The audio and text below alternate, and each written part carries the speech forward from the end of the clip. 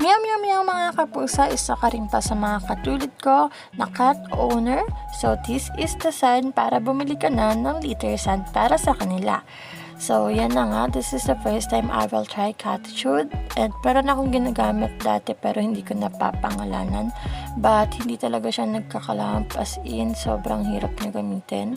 At puro dust pa. So, nagtry ako ng Catitude. So, yan, sa packaging pa lang, kitang-kita mo na. And super bango niya, as in, talagang lavender talaga yung amoy niya. And hindi talaga siya namamaho, guys. So, yan, open na natin.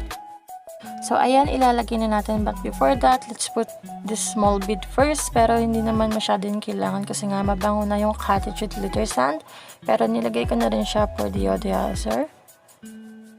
Ayan, so, ano yun natin. Mabigat kasi yan, guys, kaya hindi ako yan naglagay. Yan, makikita nyo naman, guys.